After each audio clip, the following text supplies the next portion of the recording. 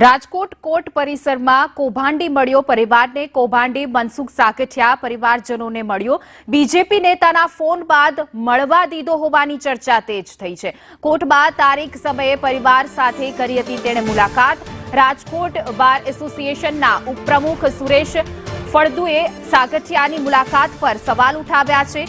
પરવાનગી વગર પરિવારને પણ મળી શકાય નહીં। કોર્ટ પરિસરમાં આ રીતે કોઈ આરોપી મળી શકે નહીં। કોર્ટની પરવાનગી વગર ફૂડ પણ ન આપી શકાય, પરંતુ મનસુખ સાગઠિયા સામે 3 ગુનાઓ દાખલ છે।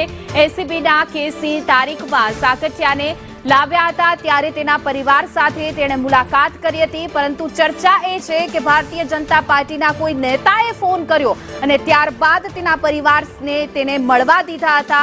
પરંતુ અહીંયા સવાલ અનેક ઉઠી રહ્યા છે કે આટલો મોટો કૌભાંડી સાગઠિયા અગ્નિકાંડનો આરોપી છે અને એને હજુ પણ ક્યાંક ને ક્યાંક નેતાઓ છે તે છાવરી રહ્યા છે। મોટા નેતાઓ સાથે તેના ફોટા છે, અગાઉ પણ તે અનેક તેના ફોટા પણ સામે આવ્યા હતા મોટા નેતાઓ સાથે, પરંતુ હજુ પણ તેને આટલા કૌભાંડીને ક્યાંક ને ક્યાંક છાવરવામાં આવતો હોય તેવું લાગી રહ્યું છે। ટીઆરપી અગ્નિકાંડ બાદ મનસુખ સાગઠિયા જે છે તેમની સામે 3 જેટલા ગુનાઓ જે છે તે નોંધવામાં આવ્યા છે અને તેમને કોર્ટની અંદર ગઈકાલે તેમનો વિડીયો જે છે તે વાયરલ થયો છે। તેમના પરિવારને મળી રહ્યો છે, તેમજ તેમણે નાસ્તો પણ કર્યો હોવાનું સામે આવ્યું છે। ત્યારે બાર એસોસિએશનના ઉપપ્રમુખ સુરેશભાઈ ફળદુ આપણી સાથે છે, તેમની સાથે વાત કરીશું। સુરેશભાઈ, કઈ રીતે જોઈ રહ્યા છો? જ્યુડિશિયલ કસ્ટડીના કોઈ પણ આરોપી છે એ નામદાર અદાલતની પરવાનગી વગર તેના પરિવારજનોને મળી શકતા નથી।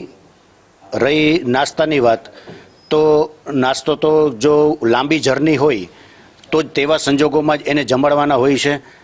પરંતુ આ જે ઘટના જોવામાં આવે તો નામદાર અદાલતમાં સાગઠિયાને કોર્ટમાં રજૂ કરવામાં આવેલ છે।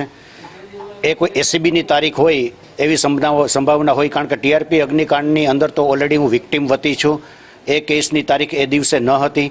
કોર્ટના કમ્પાઉન્ડની અંદર ગેટ પાસેની એ ઘટના છે, એટલે ઓલરેડી નામદાર અદાલત દ્વારા તારીખ આપી દીધેલી હોય। તારીખ આપ્યા પછી એને જેલમાં લઈ જતા હોય ત્યારે આ જાપ્તા દ્વારા સુવિધા આપવામાં આવેલું હોય એવું જણાય છે। કેમેરા પર્સન વિપુલ બોરીચા સાથે મયુર સરવૈયા, સંદેશ ન્યૂઝ, રાજકોટ।